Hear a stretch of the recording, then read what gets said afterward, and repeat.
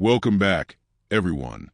This is Mr. Zombie, and tonight we're stepping into the dark side of reality.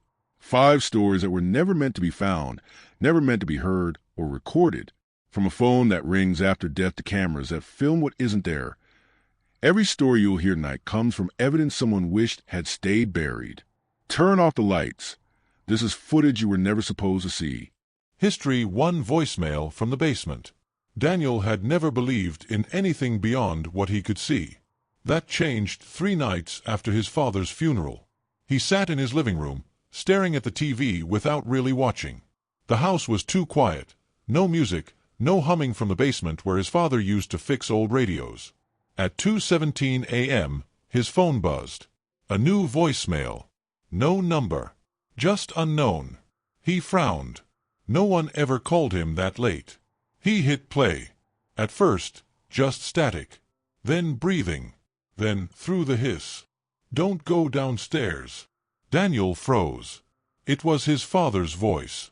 He replayed it again and again, until it disappeared from the voicemail list entirely. No timestamp, no call history, nothing. The next night, it happened again. The same unknown number. A new message. "There's someone in the house." He checked the locks, the windows, even the attic. Nothing. But when he stood at the top of the basement stairs, a cold draft brushed against his face, and he noticed the light downstairs was on. He hadn't turned it on in weeks. His phone buzzed again in his hand. Another voicemail was already recording, even though no one had called. The counter ticked up. 00:01, 00:02, 00:03. He slowly lifted the phone to his ear. The breathing had returned, heavier this time, closer. Then footsteps. 1, 2, and finally, a whisper. "I told you not to come down here." The voicemail stopped recording. Daniel swallowed, heart hammering. He turned on the stairlight and took one careful step down. The wooden floor creaked. From below, something creaked back. Daniel didn't sleep that night. Every creak in the house sounded like footsteps coming from below.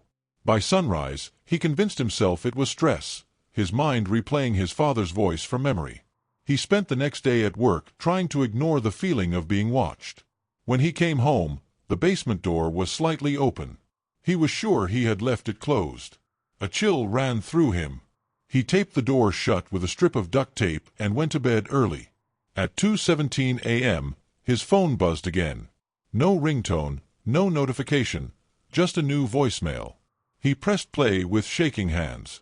This time, the message lasted longer. He heard static, faint humming, then a new sound. Someone whispering words he couldn't make out. Then, finally, "You shouldn't have ignored me." Daniel's heart pounded. He ripped off the tape from the basement door, flipped the light switch. Nothing happened. The power downstairs was out. He pointed his flashlight down the stairs. Dust floated in the air. The beam caught the old workbench, the shelves of tools, the rusted radio his father had been fixing the day he died. He descended slowly, every step heavier than the last. Halfway down, his phone buzzed again, a live call from unknown. He hesitated. Answered. "Dad." Static. Then, faintly, "It's not me." The flashlight flickered. The radio on the table crackled to life, even though it wasn't plugged in. A voice came through, distorted but unmistakable. "Behind you." Daniel turned, shining the light toward the shadows. For a split second, he saw the outline of a man, head tilted, face pale, eyes like glass. Then the light went out. When he got it working again, the shape was gone. But his phone had stopped the call and started recording a voicemail by itself. The timer read 00:06, 00:07. He could hear his own panicked breathing, and under it, another voice whispering something he couldn't quite understand. When he played it back upstairs, he finally heard the words clearly. "We're not in the basement anymore." The next morning, Daniel packed his things. He didn't care about the house, the tools, or the memories. He just wanted to get out. But when he stepped outside, his phone buzzed again. A new voicemail. No number. No sound at all this time. Just a long silence that lasted exactly 2 minutes and 17 seconds. That number again. 2:17. The same time every night. He played the message on speaker and walked toward his car. At first, nothing, then faintly, under the static, came a familiar noise. Wood creaking. The basement steps. Then, his own voice. "Don't go downstairs." He froze. That wasn't a recording from before. It was new. He hadn't said those words out loud tonight. He checked his reflection in the car window, pale, shaking, and saw movement behind him. Someone was standing in the open doorway of his house. He ran. Didn't look back until he was halfway down the road. The voicemail stopped playing, replaced by a short beep. Then a text message appeared on his screen, from Dad. "Come back. I fixed it." Daniel's hand trembled. His father had been buried a week ago. He opened the message thread. Dozens of unread texts had appeared. All from the same number. All with the same words. "Basement fixed. Come see." He dropped the phone and ran into the nearest diner, gasping for air. The waitress looked at him, concerned. "Sir, you okay?" He nodded weakly, just trying to breathe. Then she frowned. "Hey, you dropped this." She handed him his phone, unlocked, screen on. A new voicemail was playing. It wasn't his father's voice this time. It was his own. "I told you not to come back." The timestamp read, tomorrow, 2:17 a.m. History 2: The Missing Frame. Maya had been a wedding photographer for almost 10 years. She'd seen crying grooms, drunk uncles, power outages, and even a tornado warning mid-ceremony. But nothing like this wedding. It was small, in an old countryside chapel. The bride, Allison, was pale, quiet, and avoided mirrors the whole evening. Her only request was odd. "Please, only take photos from the left side." Maya didn't argue. Brides had their quirks. She took hundreds of shots that day. When the job was done, she went home, tired but satisfied, and fell asleep while the photos transferred to her computer. At 3:06 a.m., she woke up to a strange clicking sound from her office. Her camera was on. It shouldn't have been. The battery had been dead. The shutter clicked once. Then the screen flashed with an image she didn't recognize. The chapel, empty, dark, with the same aisle she had photographed hours ago. Except this time, someone was standing at the altar. A man in black. The next morning, Maya tried to convince herself it was a corrupted file. She developed the wedding photos as usual, one by one, until she noticed something chilling. In every picture of the bride, the same man appeared somewhere in the background, sometimes far behind the guests, sometimes in the reflection of the stained glass windows. Always expressionless, always watching. She zoomed in. The details were blurred, but the posture was unmistakable. The man was always standing the same way, head tilted slightly to the side, as if he knew she'd notice him. On the final photo, the bouquet toss, the man was facing the camera for the first time. And this time, he was holding a camera too.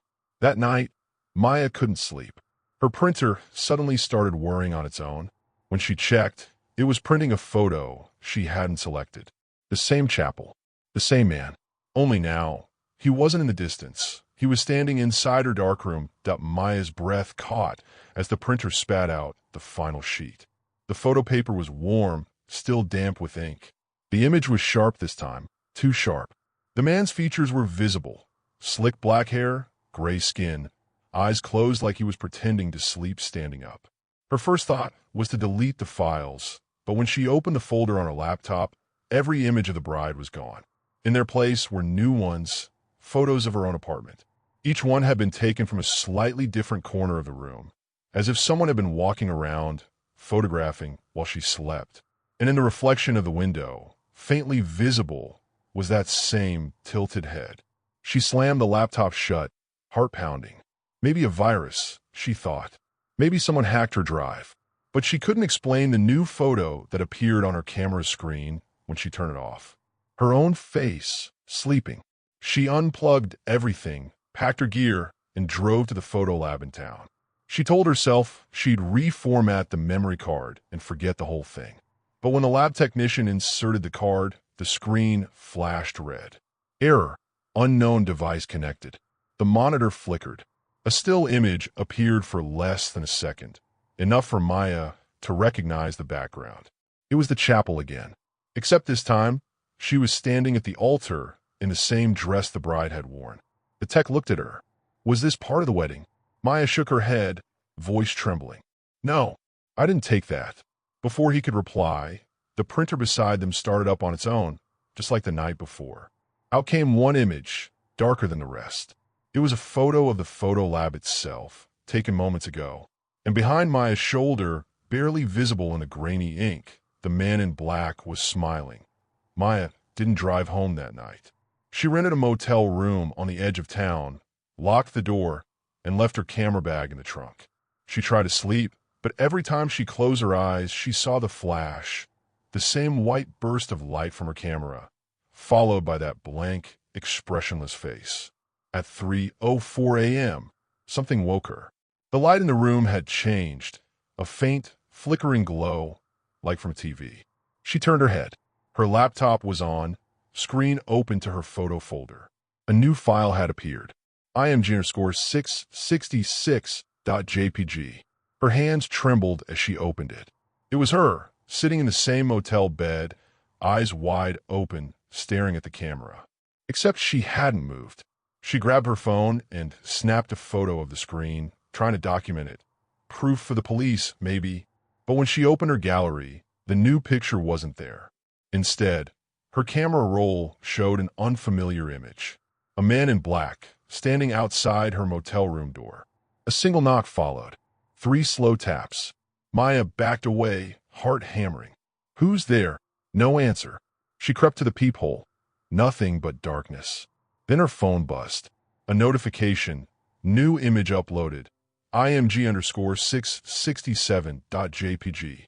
It was a photo taken through the peephole from the other side. She threw her phone on the bed, ran to the window, and tried to open it. It wouldn't budge. Behind her, the laptop camera light blinked once, twice, then stayed on. She turned just in time to see the live preview open automatically. The screen showed her back, her hair falling across her shoulder, and the man standing directly behind her, smiling into the lens. The last photo ever found on her hard drive was time-stamped 3:06 a.m., the same time she'd heard the click in her office days earlier. And in that final shot, Maya's camera lay shattered on the motel floor, still recording. History 3: The Sleep App.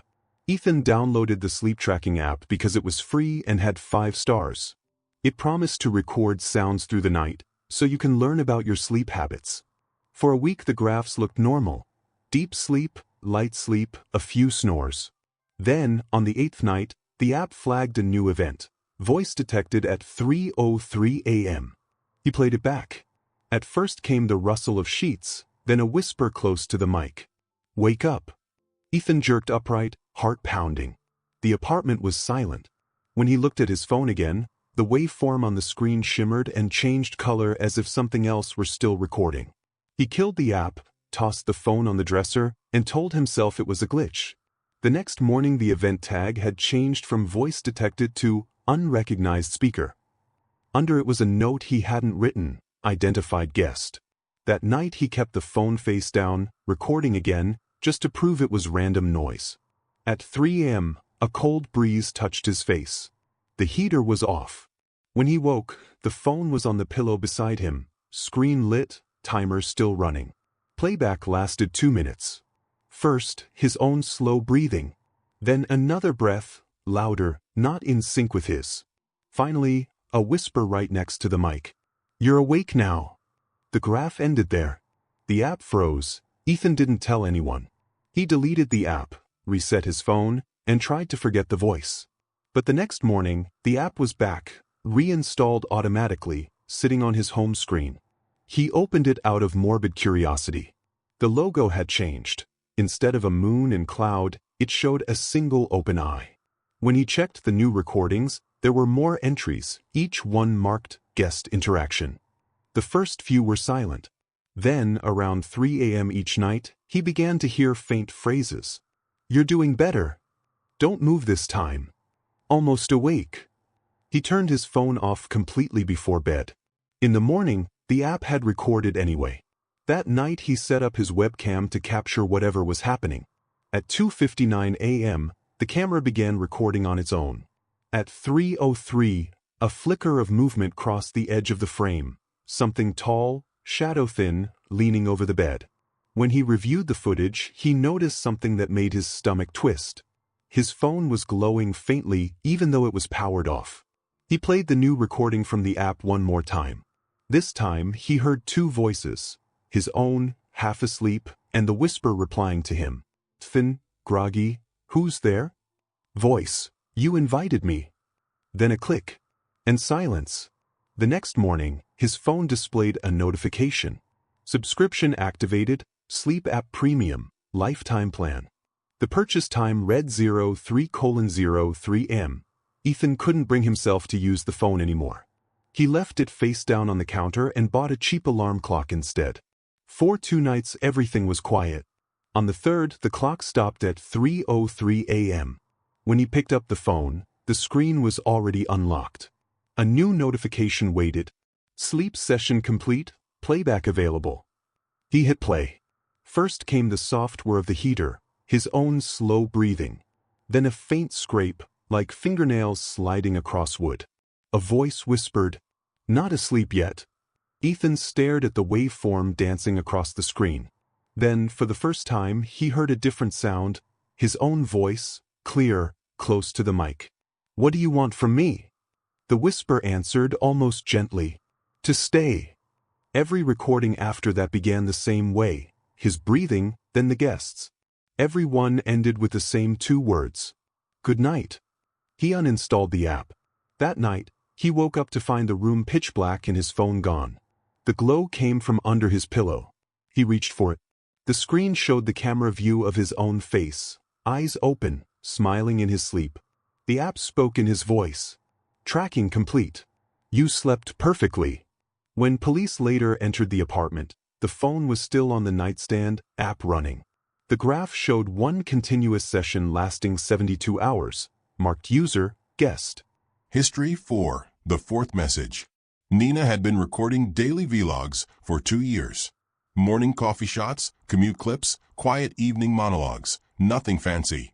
Just pieces of her life stitched together for a small but loyal audience. She always filmed 3 videos a day. But around February, something strange started happening. After every upload, a 4th video appeared in her gallery. Always short, 10 seconds. Always pitch black, except for a faint whisper at the end. I'm still here. She laughed it off at first, blaming corrupted files or her editing app. She even posted about it once, joking that her phone was haunted. The comments loved it, creepy AF. Do a 3 a.m. version. But it stopped being funny when she noticed the file names. Each 4th video had a timestamp 1 minute after the last clip she'd recorded, as if someone hit record after she walked away. Then one night, curiosity got the better of her. She boosted the brightness, sharpened the contrast, and slowed the playback to 0.25 speed. Shapes began to appear in the dark frame, a faint glow, outlines of furniture, and a figure. Someone was standing where she'd been filming, watching the empty chair. Her stomach dropped. She lived alone. She checked her security camera footage for that time. Nothing. Yet, when she opened her phone again, there was another file waiting. 4th message _0217.mp4. This one had video. It showed her sitting in front of the camera, smiling. But she hadn't recorded anything that night. And the smile wasn't hers. Nina stared at the screen. The version of her in the video blinked, but the timing was off, too slow, almost mechanical. Then the fake Nina leaned closer to the camera and whispered, "You shouldn't watch these." The video cut to static. Her heart hammered as she checked the file properties. Date created. Tomorrow, 2:17 a.m. Her throat went dry. She hadn't even gone to bed yet. She deleted the video. It came back. She renamed it. Another copy appeared under a different name. Last1.mp4. Nina tried recording a normal vlog to test it. She spoke to the camera, smiled, signed off, and immediately opened her gallery. 3 clips, the normal ones, plus 1 new video already processing. She hesitated, then hit play. The clip was shot from the same angle as her vlog, only now the room behind her was darker. In the shadows stood the same smiling version of herself, motionless. At the 3-second mark, the figure tilted its head. "Almost done," it said softly. Her phone screen glitched, brightness spiking. The front camera turned on by itself. The reflection on the screen showed her own terrified face, and behind her, a faint outline forming in the mirror. She ran to the bathroom, flicked on the lights, and stared into the mirror. Nothing there. Then her phone buzzed. A notification popped up. Uploading. Final_4 thmessage.mp4. She hadn't pressed upload. She opened her YouTube Studio app. The video was already live, with the thumbnail showing her own bedroom, lights off, door half open. Nina rushed to delete the upload, but her screen froze. The video started playing automatically, full volume. It wasn't one of her vlogs, it was live footage. Her own room. Same lighting. Same clothes. Except that Nina, in the video, was sitting perfectly still in front of the camera, smiling that same wide, unnatural grin. "You've reached the end," the figure said. "Now it's your turn." The camera zoomed in on the doppelganger's eyes. They were completely black. Then the feed glitched, cutting to a split screen.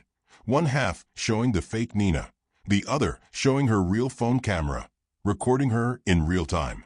She dropped the phone, but the audio kept playing through the speakers. A low hum filled the room, followed by her own voice whispering from the device. "Say something." The screen flickered again, this time showing her front door. Someone was knocking, 3 times. Slow, heavy. When she opened the door, the hallway was empty. But the moment she turned back, her phone was propped up on the table, camera facing her. Recording. She unplugged it, pulled the battery, smashed the SIM card. Still, when she looked at the screen, the reflection stayed on, her image, smiling faintly, lips moving out of sync. "You've finished recording," it whispered. "Now we'll start watching." The next morning, her channel uploaded one final clip titled "The Fourth Message End." It was only 7 seconds long. Nina sitting motionless in total darkness, a faint light blinking behind her.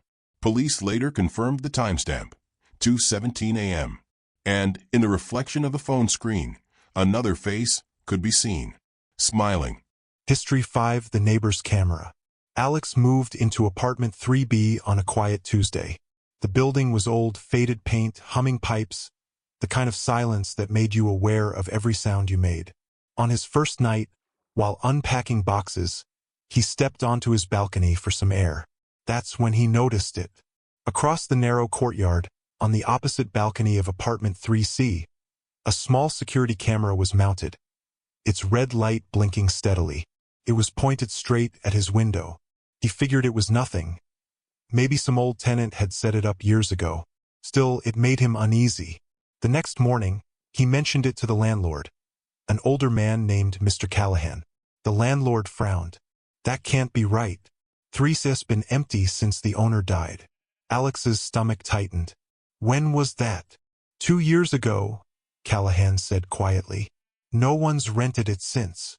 That night, Alex drew his curtains shut and tried not to think about it. But around 3:10 a.m., a faint red glow bled through the fabric. He peeked through a small gap. The light was still blinking. Trying to shake the feeling, he grabbed his phone and began recording from his own balcony. Through the zoom lens, he could see the opposite camera more clearly now. There was dust on the lens, cobwebs along the wall, but the red light flashed in a perfect rhythm, like it was alive. When he stopped recording, he replayed the footage. Halfway through the video, the red light blinked twice, and something changed in the reflection of his own window. For a single frame, he saw his silhouette standing by the railing, and behind him, a faint figure leaning over his shoulder. Alex froze. He scrubbed through the footage again. Frame by frame, the figure was there, clear as day. A tall outline, head tilted, face blurred like static. But when he paused on the last frame, the reflection moved, it blinked. He dropped the phone and turned toward the glass. Nothing. Only his pale reflection staring back. The next morning, he showed the clip to the landlord. Callahan squinted at the screen, face paling. "That's impossible. That's her. Her who? Alex asked. The previous tenant, Lillian Marsh. She had cameras everywhere. Said she wanted to keep an eye on the neighbors. Alex waited. And she fell from her balcony. They found her camera still recording. That night, the red light blinked again. Slower now, almost deliberate. Alex couldn't stop staring at it. Finally, he decided to confront his fear. He went outside, crossed the courtyard, and climbed the narrow emergency stairs leading to 3C. The door was locked, but the metal felt warm under his hand, as if someone had touched it moments earlier. He pressed his ear against it. A faint hum came from inside, a static buzz, like the sound of old CRT televisions. He turned the knob, clicked open. The apartment was dark, dust hanging in the air. In the center of the room stood an old tripod. On it, the same camera still blinking red. He walked closer. The lens followed his movement, pivoting ever so slightly as he circled it. It shouldn't have been powered at all. The cables were cut, dangling uselessly. The device emitted a soft whirring sound. Then the small built-in speaker crackled. "Don't look at the window." Alex's breath caught. He turned anyway. Across the courtyard, through the darkness, his own apartment window glowed faintly. Behind the curtains, a figure was standing. Alex staggered backward, his flashlight beam shaking. Through his own window, he could see movement, someone walking slowly inside his apartment. But his front door was locked. No one had keys but him. He turned back to the tripod. The camera's red light began to flash faster, syncing with the pounding in his chest. The small screen on the device flickered to life, displaying a live feed from inside his apartment. It showed the living room, the table, the half-packed boxes, and then it panned on its own toward the balcony, toward him. Alex stared at the impossible feed, realizing it was broadcasting in real time, recording him standing in 3C. Then, on the screen, the image of his own face appeared closer and closer, until the view showed only his eyes, wide and terrified. A whisper came from the speaker, soft and female. "You shouldn't have come here." The lights went out. In total darkness, he fumbled for the door, but it wouldn't open. His phone flashlight clicked on by itself, pointing back toward the tripod. The camera had turned to face him directly. Something moved behind it. A hand, pale and trembling, adjusting the focus ring. Alex backed into the wall, breath shaking. "What do you want?" he whispered. The reply came through the static. "Keep watching." Across the courtyard, his own curtains fluttered open. A second red light blinked there now from his window. He was filming himself, or rather, something inside his apartment was. When police arrived the next morning, both apartments were empty. Only the two cameras remained, each pointed at the other, still recording, red lights blinking in perfect unison. And in both videos, one final frame appeared. Alex standing between the two balconies, looking directly into the lens. Blinking. Drop of blood, end of footage you were never supposed to see.